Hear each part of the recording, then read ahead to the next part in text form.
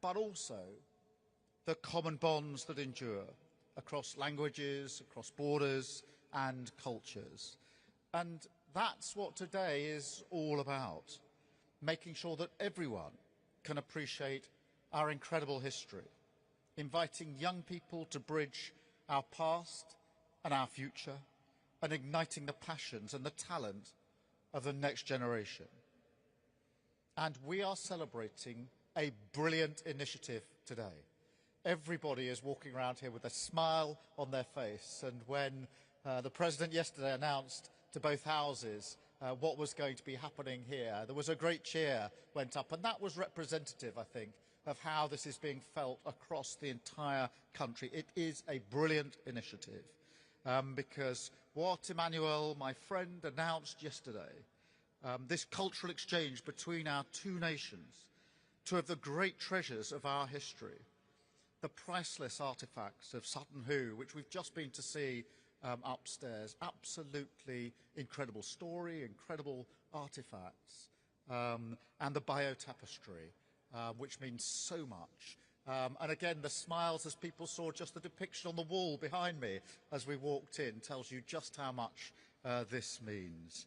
Because for Sutton Hoo, 1,300 years ago in East Anglia, a wealthy man, we don't know who it was, probably a king, was buried in a lavish funeral ceremony, an Anglo-Saxon era, that of course was put to an end 300 years later by William the Conqueror at the Battle of Hastings. But it is an incredible piece of history that we have here, just imagining what that must have been like, changing our whole perception of that era of history, frankly, and bringing so much learning to us.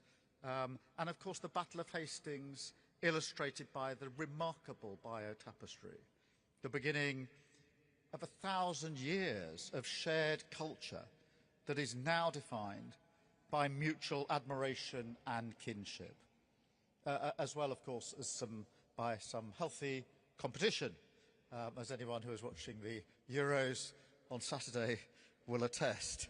But that history, that long history, forms the foundation of the European continent as we know it today.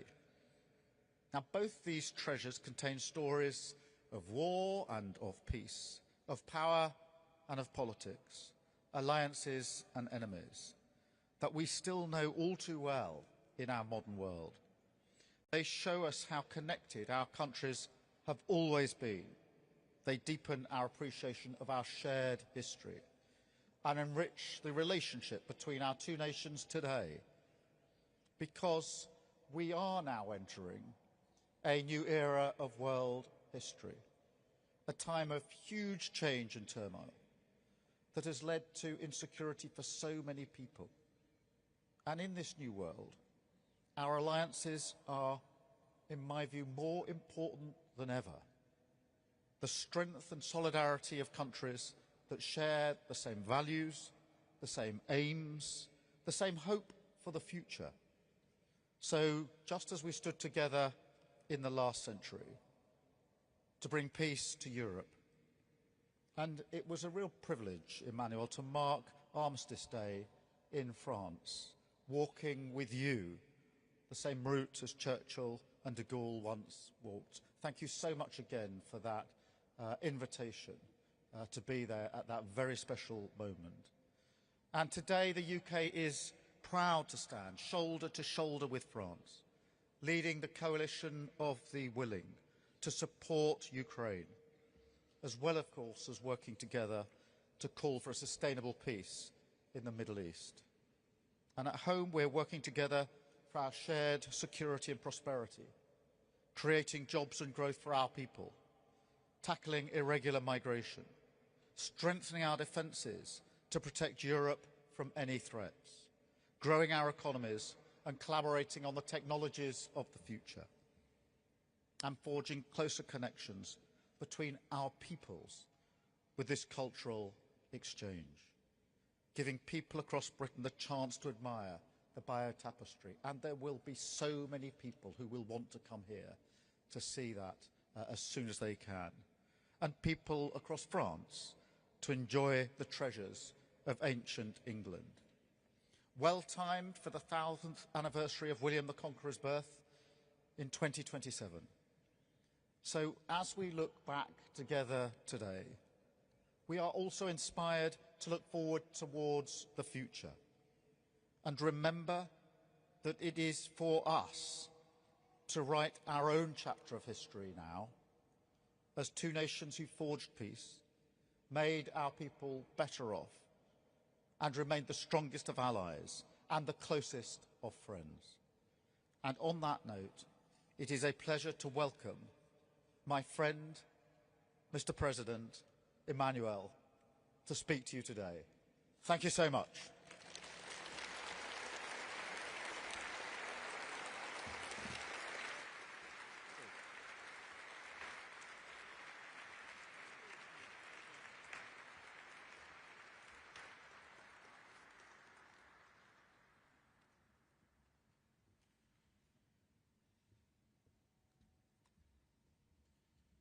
Thank you. Thank you for your words, Mr. Prime Minister, dear Keir, Madam. Honourable Ministers, Mr. President of the British Museum, Your Excellencies, ladies and gentlemen, your Prime Minister expressed everything about the importance of this exchange and this cooperation. But allow me just to share a few words. First, to express our great pleasure and honour to be here in this iconic place. Indeed, being in a museum is never something, I would say, innocent. It's always being exposed to not just your culture, but the whole world, even from ancient times. And this is a clear relationship to universalism. And I want to commend you because we were just, informed in details about the project you have for the British Museum and a big, not just restoration, but I would say reinvention of your Western Ring. And on our side, we will try to reinvent a new phase and a new life for le Louvre, with this Très Grand Louvre, with the same ambition, trying to express not just our vision of the world, but gives the opportunity to our fellow citizens and citizens for the entire world to have the experience of beauty, the mystery of beauty, and a better understanding of art, invention, human cultures.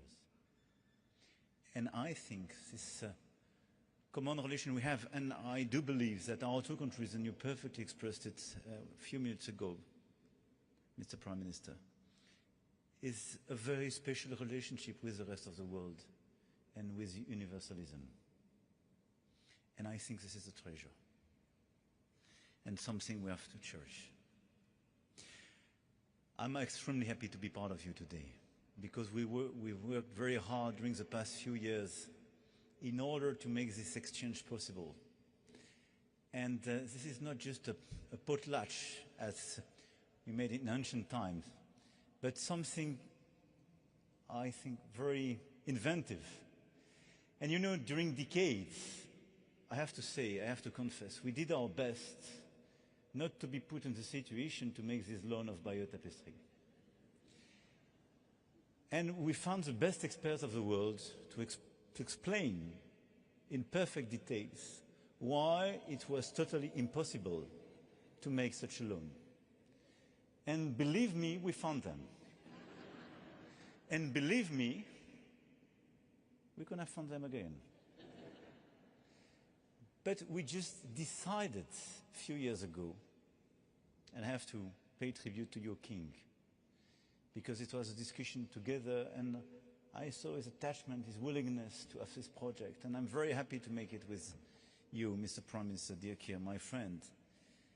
We decided, and I want to thank our two special envoys, Mr. Belaval and Riquet, for the great job you did together on behalf of the two governments and the two nations. Thank you.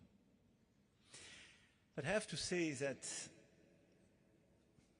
beyond your work, I want to thank and compliment our two Ministers of Culture, because we went beyond the experts and we managed to find great solutions. So merci, Mesdames les Ministres. And I want to thank the British Museum, because the day you decided not just to welcome the biotapestry, but to say, let's look at certain who, let's look at how we can have, in fact, not just a loan, but exchange, create a new way to show to your people our own treasure. It unlocked everything. And the power of such an institution is wonderful. And I'm very happy about the great relations you have with the Louvre. And I hope that many projects will be organized by these two highest institutions. And I want to thank Bayer. Is Mayer, clearly the museum and the whole team. And from the very beginning, the team, I would say, in Bayer was very much in support of this approach. And this exchange will be organized between, I speak under your control, June 26 and June 27, broadly speaking, or June, September. And it will be a unique occasion to have millions of visitors coming here, and millions of visitors between Rouen and Caen in these two museums to visit precisely and discover certain who and some of the remarkable pieces you just presented to us.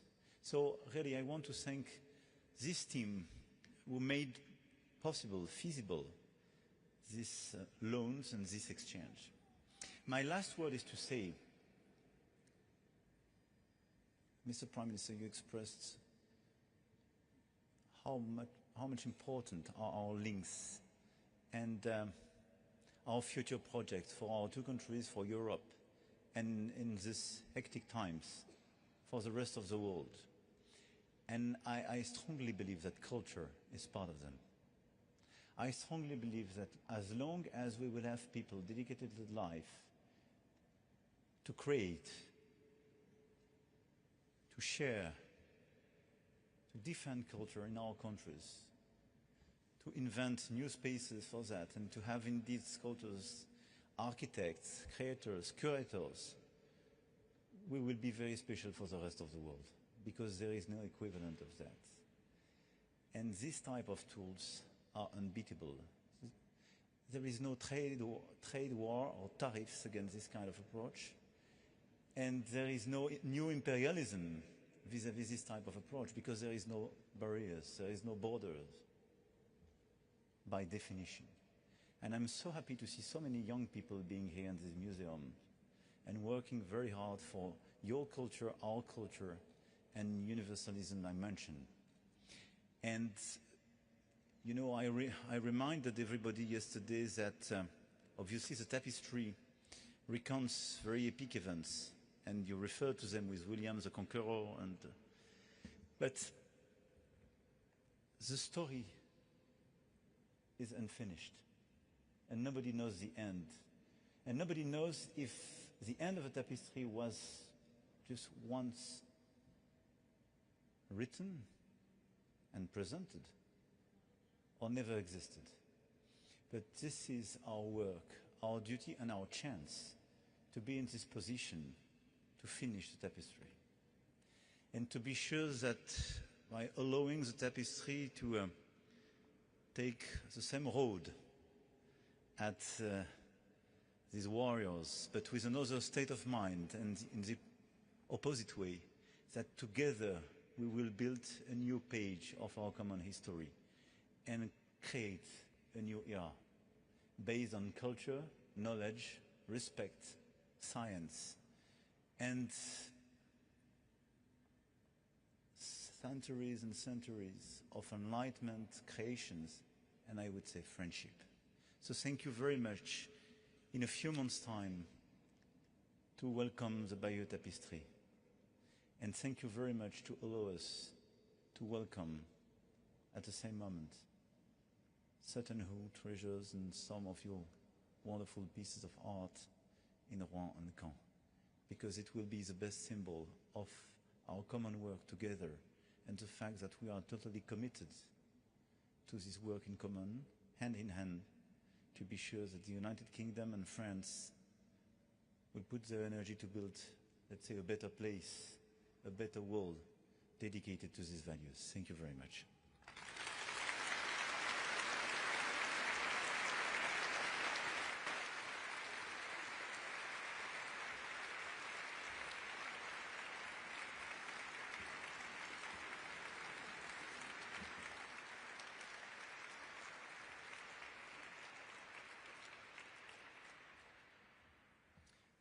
Monsieur le Président, Prime Minister, Madame Macron, Lady Starmer, it is fantastic to have you here today at the British Museum.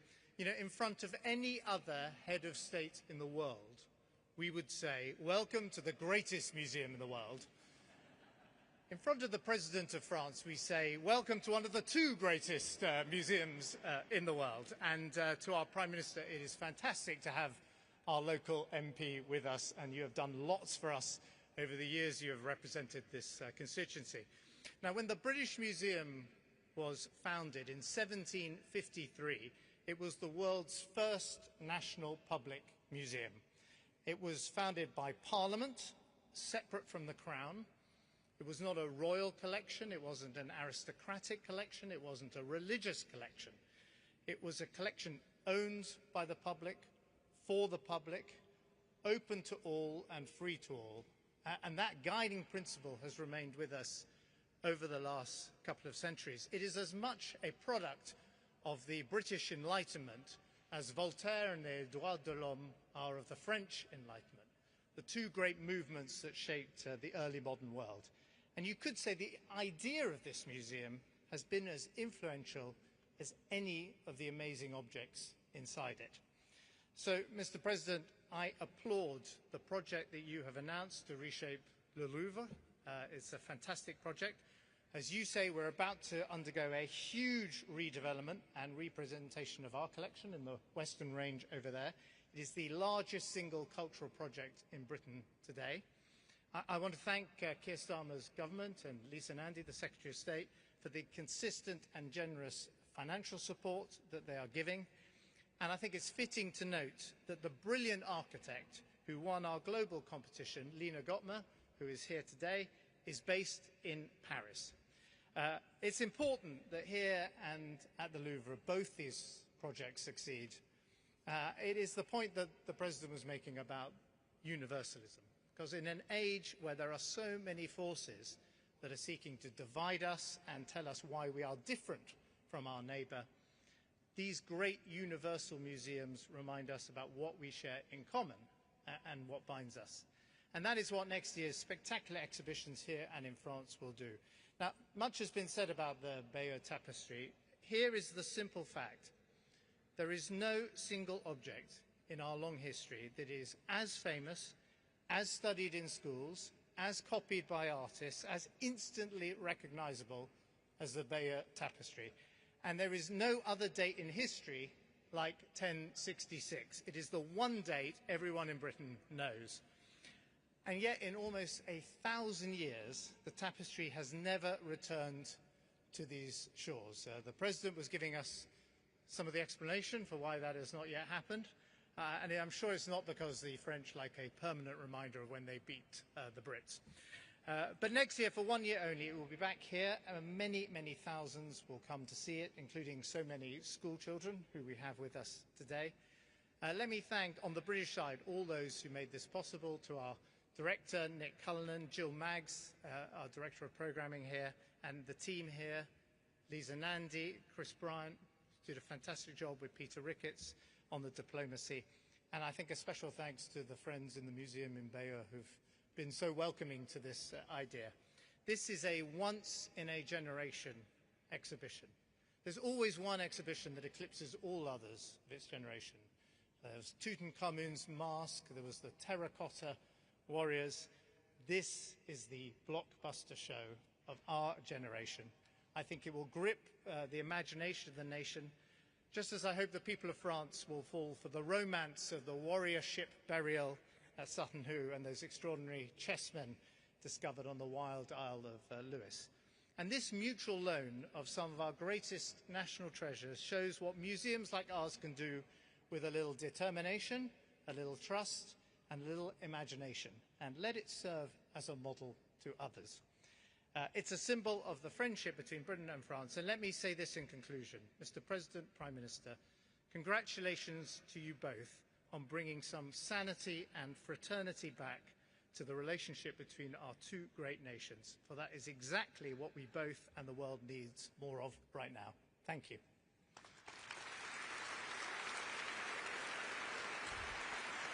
We are going to...